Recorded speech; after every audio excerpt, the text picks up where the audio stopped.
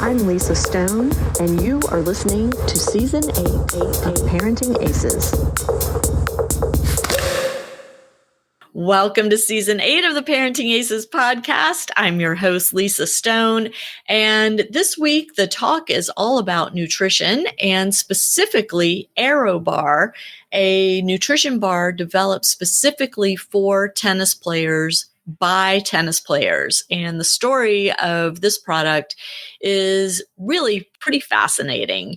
The founding members of the company all came through junior tennis and college tennis. And so this whole story of how they've used tennis to develop a product, to grow a company, to overcome obstacles is very, very fascinating.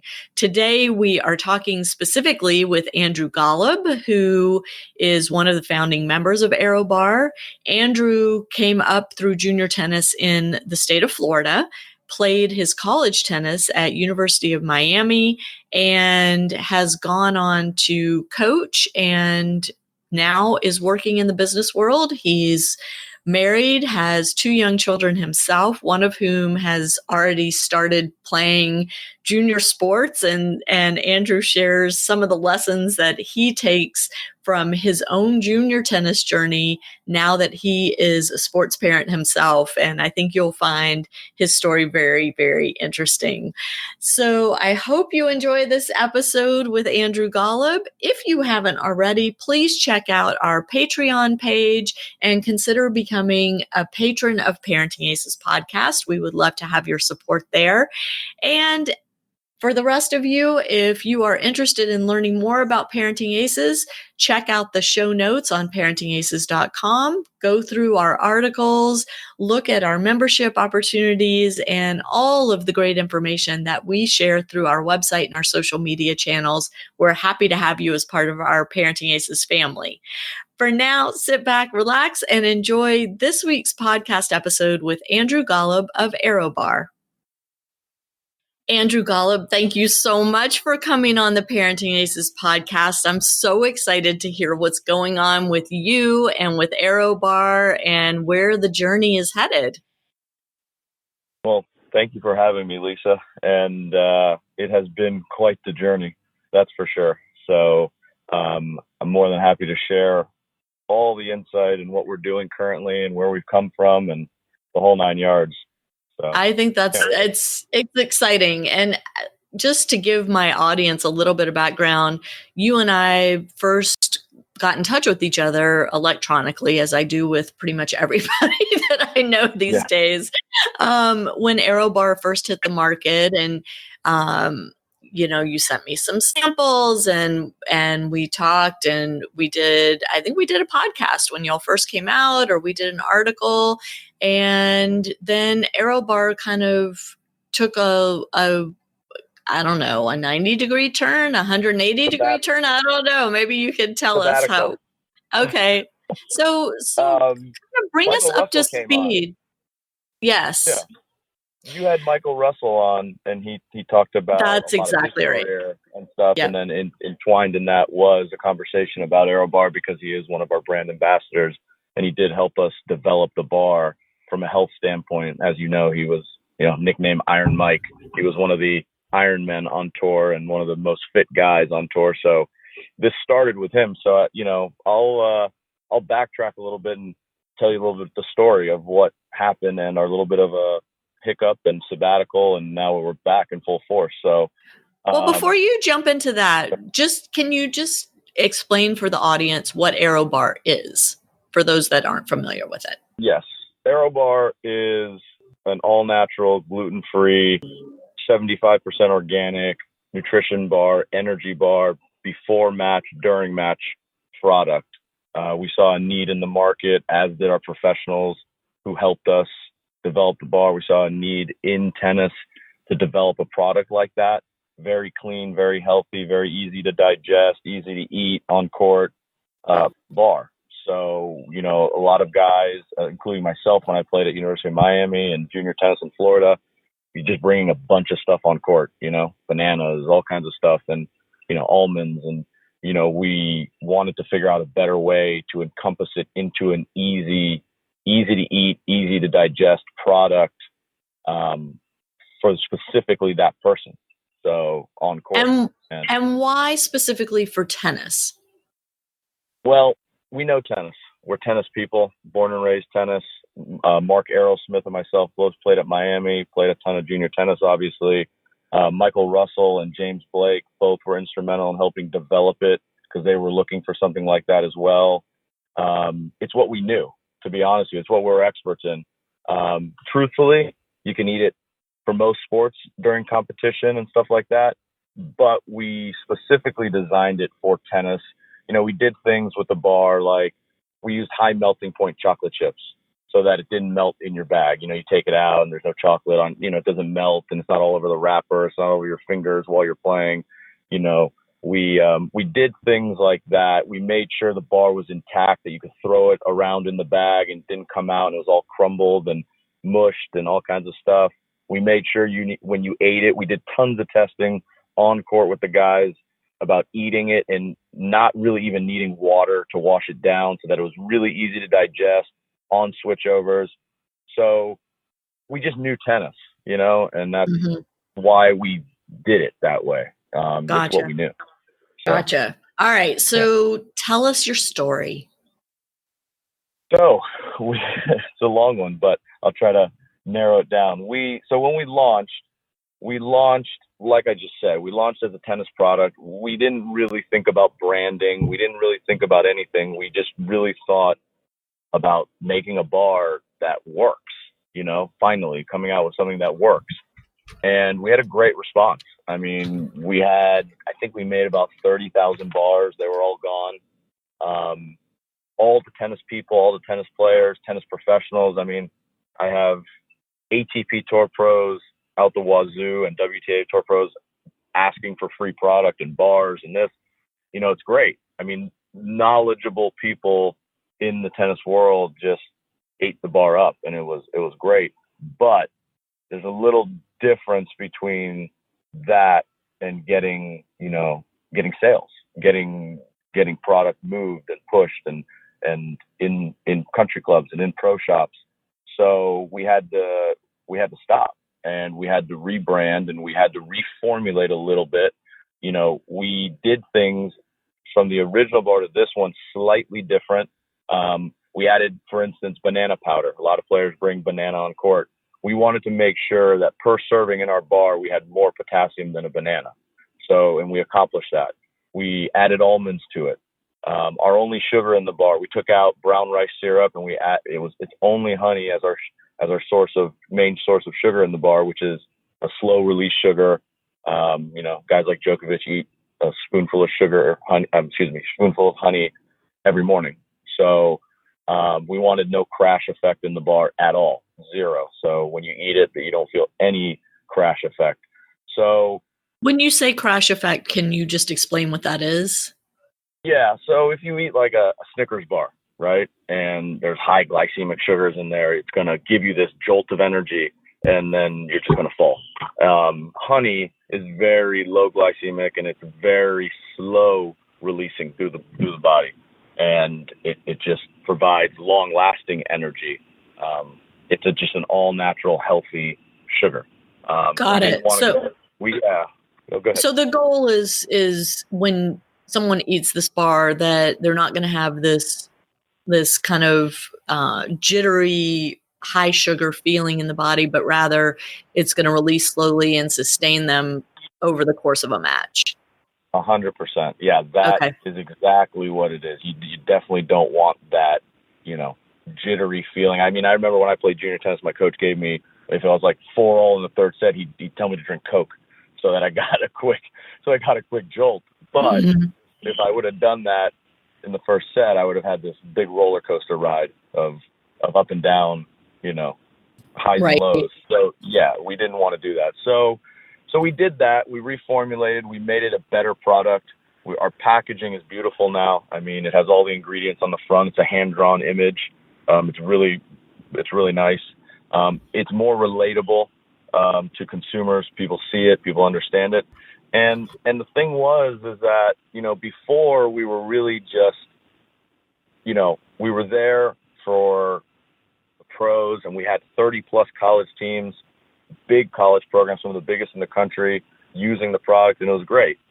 But the consumer, junior tennis players and coaches and academies and anyone who loves tennis or, nutritionists, we really weren't hitting. We really weren't breaking through because the bar and the branding and the packaging and everything we stood for didn't really mean anything. There was nothing behind it. So we learned a valuable lesson. And right now, we're doing great on our relaunch because we're really focusing on our direct target market. And we really care about that market, about the tennis player. We started now a brand ambassador program, and it's open to anybody who really is passionate, who loves tennis.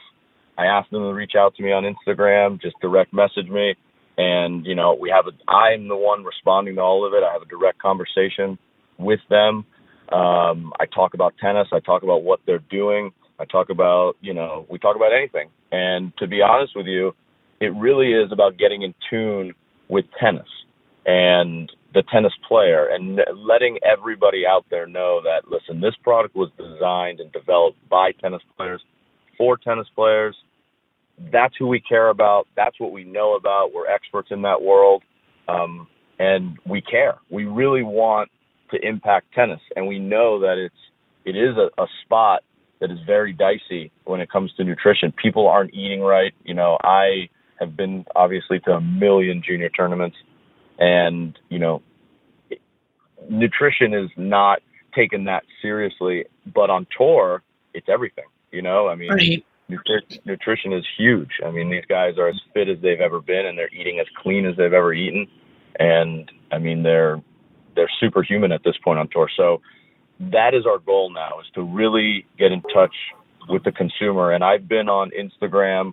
I'm hundreds of messages, people reaching out to me now about becoming part of the ArrowBar team, the ArrowBar family. When they DM me, and it works out, I give them a nice, healthy discount code. We send them a T-shirt. We send them a handful of iron-on patches like the pros wear on their shirt as part of our team. And we're just really trying to just touch the tennis community and impact it because it's something that's needed. And we developed it because it was needed. So, that's kind of our journey. We learned a valuable lesson that's why we started it. That's our roots. That's who we are. Our story behind the product and everything is very interesting, and people should know it, and we should share it. So. Absolutely. So let's talk a little bit about your ambassador program. What is that, and how do people get involved in it? Honestly, it's really simple. We opened it up to everybody that is in the tennis world community, coaches, players, academies, the whole 9 yards. And they reach out to me on Instagram. They direct message me. Our thing is ArrowBar Energy. And we'll have a link to that in the show notes on ParentingAces.com too, just so my audience knows. Okay. Great. And they reach out to me. We have a conversation. I find out what, are you a coach? Are you this or that? Whatever. And we, it depends. Right now we're giving a big discount to players, a very big discount to players with a shirt, like I said, and patches. And really all they need to do is direct message me and show me, that they do have that love and passion for tennis. And all we ask in return really is not, this is not a salesy thing. It's go on Instagram, and if you love the product and you really love it and you eat it and it really helps you out there, share it with your peers, share it with the tennis community, and let them know that it works for you. It's not anyone who reach out to me, here you go, here's product. It's, do you love the product? Do you love the brand? Do you love what we stand for? Are you on the same page? And if you are, join the team, come on board and just help grow the brand and grow the tennis community. And, we've had a lot of success in college tennis. Unfortunately, I can't promote the teams because they're sponsored by some big brands, but they do buy our product, a lot of big programs. And, we are working with ITA Tennis at the moment. They're interested in making us an official bar of intercollegiate tennis. So which is really cool. So yeah, and again, that goes back to our story and our brand ambassadors. All of them played college tennis, so it's kind of an interesting story. Well, let's talk about the crew behind ArrowBar and where y'all all came from. So you played at University of Miami, and as I learned when we were talking before we started recording, you were on the team with Todd Whittam, who my listeners know very well. So that's kind of a cool connection. And what about the rest of the founding members of ArrowBar? Yeah, so Mark and I met playing college tennis at the University of Miami. I met Todd years later. I think I was a junior or senior when we met on the team. So, but Mark and I met and played at Miami, and then Mark is older than me. He played with Mike Russell at Miami. They played together, and Mark coached him on tour a little bit. So that was the connection with Mike. And so that was the foundation of it. Then we've known James for a while. We got James on board. He obviously played college tennis at Harvard. Then as we built the product and the product was ready to go, we got Stevie Johnson on board, who probably I think he is the greatest college tennis player of all time, actually. Then we got John Isner on board, who played at Georgia, as everyone knows. And okay, wait. You didn't give USC a shout out. We got to give USC a shout out for Stevie. I'm sorry. I did say he was the greatest player of all time, at least. Yeah, but we gotta give the plug to the schools. Yes, USC Trojans, Stevie Johnson, probably the greatest teams of all time too. And then John Isner at Georgia, and then we got Nicole Gibbs on board, who played for Stanford. And so, yeah, I mean, it's an interesting story, and that's why the ITA of college is really interested in our brand. Is, you know, all of us were college tennis players. All of us kind of just, you know, love tennis and have a passion for it, and that's how the team really developed, and that was the core team when we launched, and that's all of us, and so yeah, it's interesting, and it's a really intriguing story, and you know, as we grow and get bigger, we'd love to give back to college tennis. I know there is a struggle. I know a lot of teams get cut, you know, so hopefully one day we become big enough of a brand to be able to help college tennis and help different kinds of tennis.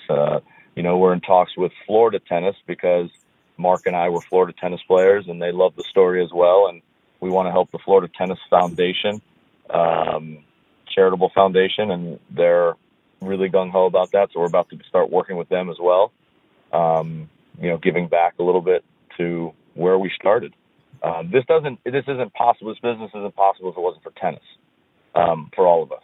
I mean, it just wouldn't be. We wouldn't have the connections we have. We wouldn't have the relationships we have, the trust we have with each other. It really was built from tennis. So it's pretty cool. Well, and, you know, one of the things that jumps out at me as a tennis parent or former tennis parent, I guess once a tennis parent, always a tennis parent. Yeah, always. But one of the things that jumps out at me about the ArrowBar story is not only were you all junior tennis players, not only were you all college tennis players, but some of you went on to have successful professional tennis careers. Others of you went on to have successful business careers. And the underlying thread, as you've said, is the tennis, and it's brought you all together under this tennis umbrella. And now you are all using your experiences, not only in the tennis world, but also through your college connections, through your business connections, to launch a product and grow a brand across the tennis spectrum for sure. But, you know, I suspect that it's going to expand beyond tennis eventually, if not really quickly, because I think the story is so good. And for me personally, I always love highlighting stories that have their roots in junior tennis, because I just think, you know, sometimes as parents, we lose sight of the reason that we wanted our kids to start playing tennis in the first place. It's not, from day one, it's not usually because we are thinking college scholarship or we're thinking professional career. It's usually about a social outlet for our kid or a way for them to be physically active and, learn a new skill. And so for me to hear your story of how you have all come together through tennis to launch a successful product is just brilliant. Well, we appreciate that. And you're right. I mean, tennis taught me a lot more than just, I got a scholarship to play tennis at the University of Miami, but that was like one little piece to it, to be honest with you. I'm still on group threads with 5 of my teammates from that team. We literally talk daily, every day. There's on the group thread. You make lifelong friends. I mean, from a work ethic standpoint, to be honest with you, I'm up at 4:45 every morning. I probably don't stop until 10 at night. And I actually think it's easier than when I was training to play high-level tennis. So honestly, I just think it's easier. Going on the court 5, 6, 7 hours a day, training, stretching, icing, the discipline it takes to train that hard to be really good teaches you a lot. And it prepares you for the real world. And I'm glad you brought that up because that is 1,000,000% the case for all of the guys that are involved in the company. They'll tell you the same thing. So, James is doing a lot of commentating now and a lot of other businesses, and he'll tell you the same thing. Like, compared to his tennis life, this is easy. So, sometimes parents do lose sight of what's important in this and what you're actually gaining from it. A scholarship and all that is like icing on the cake. That's great if it happens, but, teaching your kid the work ethic and commitment and dedication and not quitting. I remember my dad would not let me quit tennis. I tried a few times. Trust me. It got, you know how it goes. You're a tennis Sure. player. Yeah. I tried a few times. Trust me. And he said, we don't quit. We just don't quit. And if you do quit, you're going to get a job. You're going to do something. You're just not going to sit at home. And the alternatives from playing tennis to getting a job and all that at 16, 17. And I was like, I think I'll keep playing tennis. So, A familiar story, I must say. Yeah. I'm sure every parent has gone through this. And then at one point in college, I wanted to quit. I had one bad year and I just wasn't into it. And my mind was out of it. And he said, sure, but go to the University of Miami, fund, to get your financial aid, because I'm not paying for it, and go get your financial aid and see how much it costs and how long it's going to take you to pay it off. And I actually went, and I was like, yeah. It was, Miami's $50,000 plus a year. So, right. I was. It like, is a private yeah. school for those that don't know. Yeah, you hear like University of Miami and you think it's a state public funded school. It's not. It's private. Yeah. I was like, I'm going to continue playing tennis again. So yeah. I think your dad and I are kindred spirits. I think we need to meet because these are the exact conversations that went on in my house a few years ago. So, and I was so mad at him at the time and never understood it. But now I look at it, I'm like, thank God that he was that way. Thank God, because it in this business, it's funny because in this business, Mark and I run the day-to-day and we talk every single day. And there's times where, we talk about writing a book about this at the end of the journey because it's unbelievable. The amount of stuff that comes at you where you just don't know if you can figure it out. And the easiest thing to do is just quit on it. The easiest thing to do is just be like, well, we can't figure this out. We're done. But you know what? Every single piece of that, we've always figured out. We've always made it through it. Because of that mentality, because of the, no quit. And that comes from my tennis, from my child, from my dad, from, you're not quitting. Sorry. My college coach, Jay Berger, he wouldn't let you quit. I can promise you that. And for those who don't know, Jay Berger's top 10 in the world, ATP, and one of the toughest guys you'll ever meet. So, yeah, and so it's instilled in you. To be honest with you, and tennis is a massive sports. I don't want to just say tennis, but this is a tennis conversation, but sports in general really, really teaches you that. And I have a 7-year-old and a 1.5-year-old. My 7-year-old plays golf, and it's the same thing. You just got to instill it in your kids. I mean, you just have to. They'll thank you later. Trust me. I didn't. It may be way later. Let me just put that out there. It could be like 10 years later, but yes, but it does come back. It really does. So now that you're a parent, I didn't realize you were a sports parent. So this is, a whole other piece of the conversation we have to have now, Andrew. Absolutely. What did you learn from your parents as you were coming up as a junior athlete that you are now using or scrapping in parenting your own kids as they go through sports? Man, that is so funny. I just had this conversation the other day. My kid played his first golf tournament, and I was his caddy. Okay, because that's how junior golf is, and junior golf is so smart at involving the parents. I love that, and I'm gonna sorry to interrupt you, but as an aside, I did an article about junior golf and what tennis could learn from golf, and I'm going to put a link to that in the show notes for this episode on ParentingAces.com. If you haven't read that article, please take a look at it because it's super interesting the way golf is structured. But okay, so go ahead. You were his caddy. Sorry about that. No, it's okay. It's funny, actually. It's a really funny story. I'm his caddy, and he's a really talented golfer. He really is. He's really good. He's got a lot of natural gifts in golf. I mean, anyone who sees him is like, oh my God, this kid's unbelievable. So I'm trying to manage this properly because now I've coached tennis. I run a business that revolves around tennis with the bar. And I know too much almost, right? Yeah. As the parent. Now I'm the parent. So now I'm on all sides of it at this point. And so I'm caddying for him and he's lining up all over the place. And I'm trying to be super calm. And I'm like, hey man, you got to line up, cause I'm a good golfer myself. So I know golf and I'm like, you got to line up this way. You got to aim this way. You got to aim. And he's not listening to me at all. Like zero. And he doesn't not listening to me at all. And all I'm thinking in my head is now I totally get the parental side struggle. Like in my head, all I'm thinking to myself is all the parents I've talked to coaching kids, all the times told my parents, gave my parents a hard time. That is all cycling through my head at this point during this tournament. And I'm laughing in my head. I'm like laughing, like I'm getting back what I deserve here. Right. And your kid's only 7. So you are at the 7. Very beginning of a very long journey. Oh, yeah. And he's a great kid. He's a great kid, like super sweet, super nice. His name's Davis. He's named after Davis Love, the golfer. And he is awesome.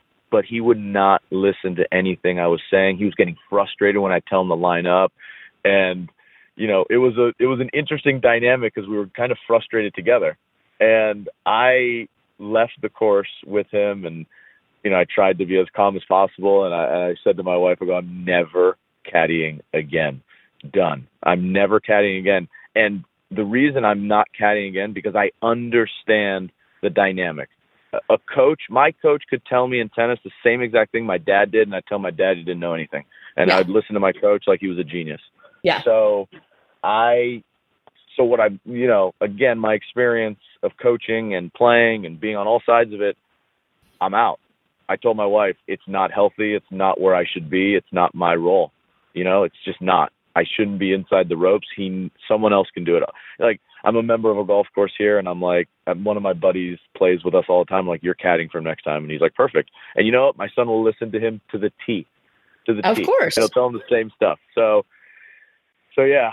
So that was my golf tournament experience, and I got it back in full force. That's for sure. And so, but what are some of the positive things that you took away from how your parents parented you during your tennis journey? Obviously recognizing that being your son's caddy is maybe not the best role for you, which is awesome that you realize that at age 7, as opposed to age 15, where, you've been doing it wrong all those years. Because I can tell you, having those realizations after the fact is can be really painful. Yeah. But what are some of the other positive things you took away from how your parents handled your tennis? Well, my parents always demanded that I worked hard, that I respected my coaches, that I was on court, that I was a model citizen on court. Like I wasn't throwing my racket, I wasn't misbehaving. So, in golf, you hit a shot and, there's kids who smack their clubs on the ground or get all, I told him. So my role, the way I feel my role is obviously support him, with what he wants to do, but also teach him right from wrong as a parent. Like, listen, you don't act, like a jerk on the course. You don't throw your clubs. If I see it, you're not playing. Those kind of things, behavior, attitude, respect to your opponent.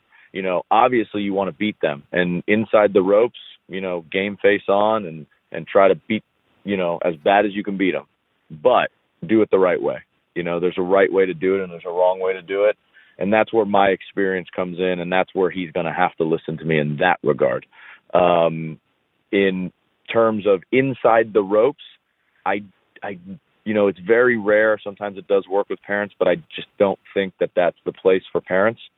I for some reason caddied because he was 7 years old. I thought that it was just going to be something fun.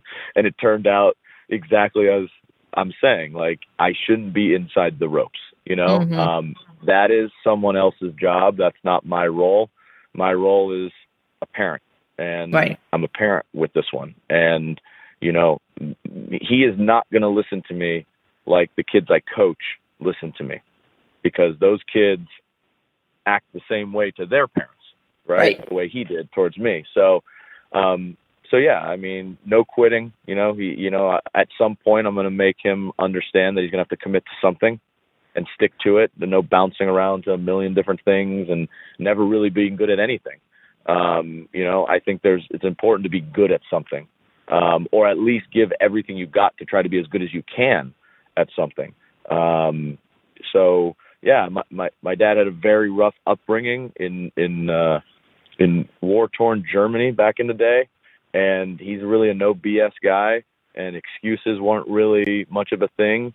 And so yeah, no excuses really. He's got a great life, but you're going to have to commit to something. You're going to have to work hard. You're going to learn work ethic. That's, I think, my job and my role with him as a parent. And in turn, that's going to help him as a player. But the coaches need to do the coaching. Even though I know plenty, I shouldn't be the coach. So, again, that works.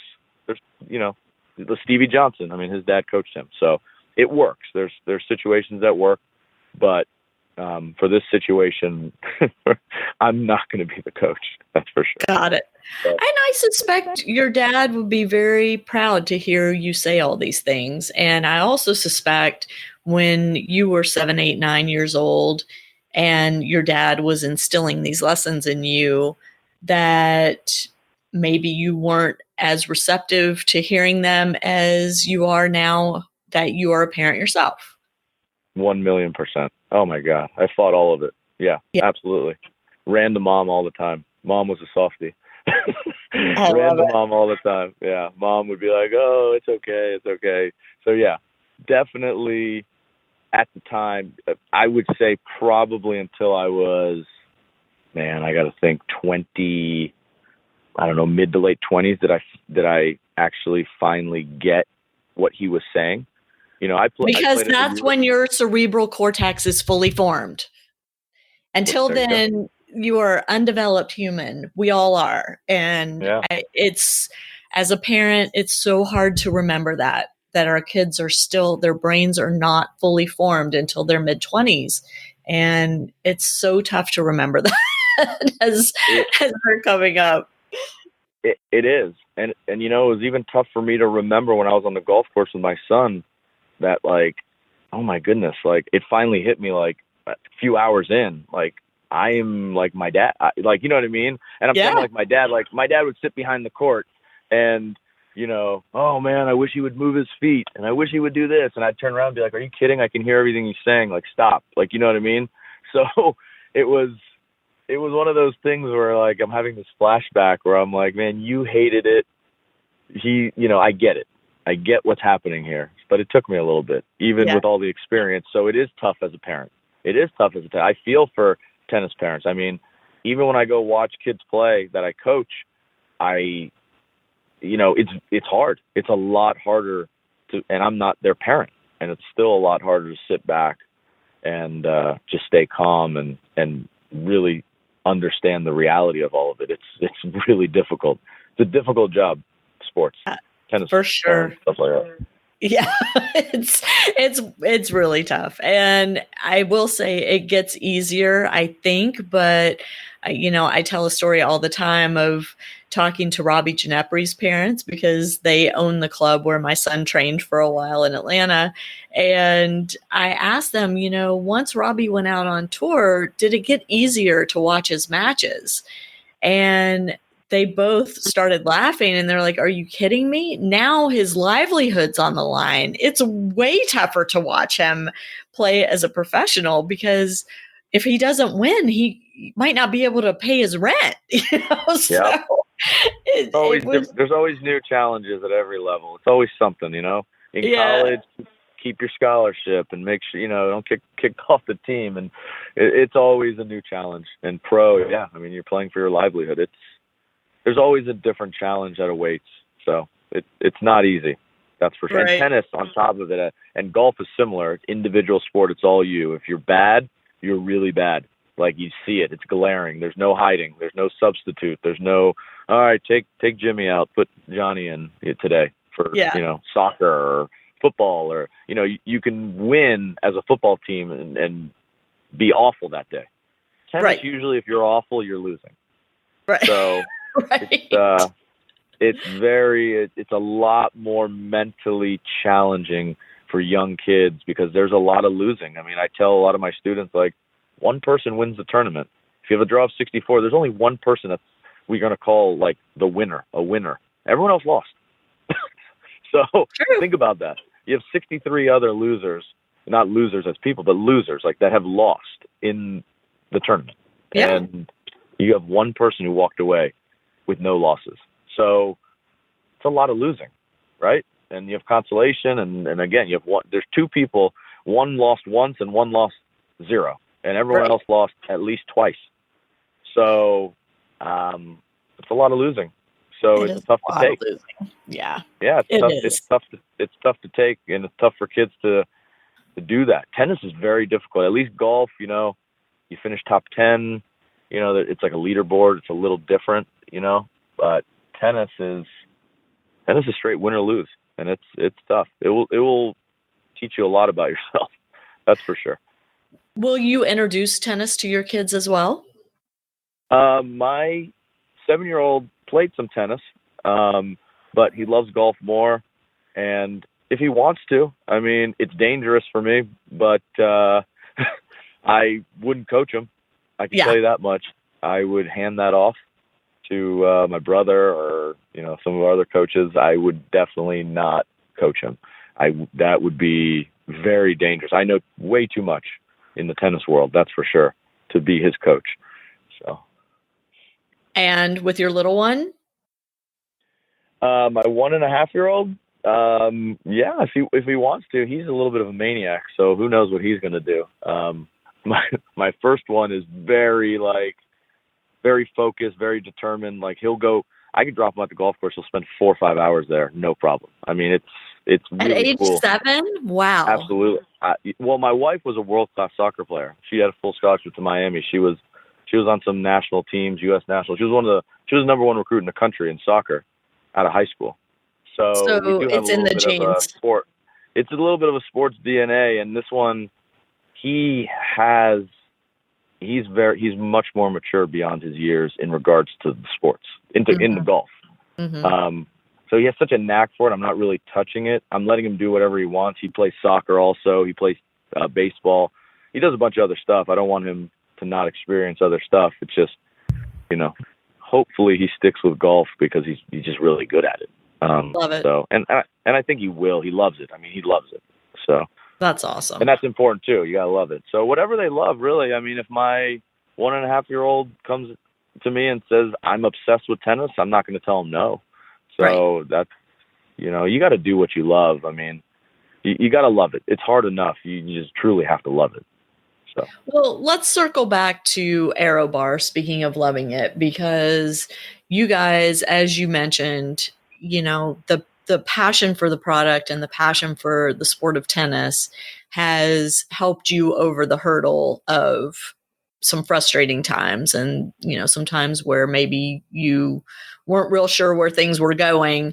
And I just think it's such a great story, Andrew, and I am really wish you guys all the success in the world. I'm thrilled to hear that y'all are working with the ITA. I hope that turns into something bigger for everybody. And I'm thrilled to hear about your ambassador program, and really want to encourage the Parenting Aces audience to get involved with that. It's kind of a no-brainer, right? DM him on Instagram, get involved. And again, we'll have links to all that in the show notes on parentingaces.com. But any last words you want to share with the Parenting Aces audience? Yeah, I mean, I appreciate you having me, and everything you said is exactly right. All you got to do is DM me. Your kids will, we're literally giving such a great discount for kids to use it and to be part of the team, and it's really cool. We follow their tournaments, any accomplishments, they send it to us, and we share it. Congratulations on your tournament, on this and that. Just the love and the passion for tennis and for impacting communities, what we want to do. And I do want to give one thanks to a gentleman named Richard Menteng, who also was instrumental in developing the bar. He has a PhD in nutrition, and he's very knowledgeable in the nutrition world. And he helped us make a lot of changes in the bar. And he is at the McEnroe Academy. He's in charge of all of fitness and nutrition for Sport Time in New York. And he's awesome. He's great. And, I didn't mention him earlier, but I just wanted to mention him now because he was very instrumental. As you see, there's a lot of smart, high-level tennis people behind the product, and we just want to share it we are basically the number one bar in tennis, but we want to be even more. We want everybody, we want college teams, everyone to experience it because it was designed for them. It was designed for you guys, so that, join the team. There's no reason not to. So. Absolutely. Love it. Well, Andrew Golub, thank you so much for coming on the podcast. It's been a pleasure getting to know you a little bit better, and good luck to your little guy on the golf course, and yay for you for recognizing where the best spot for you is when he's out there playing. And I wish both of you all the success, and all the success to ArrowBar as you guys continue to grow and develop. And to my listeners, thank you so much for tuning in, and we will catch you next time on Parenting Aces. I'm Lisa Stone, and you've been listening to the Parenting Aces podcast. For tennis parents, by a tennis parent. If you like what you've heard, I hope you'll share the podcast with your tennis community. For all the information you need to navigate the junior and college tennis journey, be sure to check out parentingaces.com.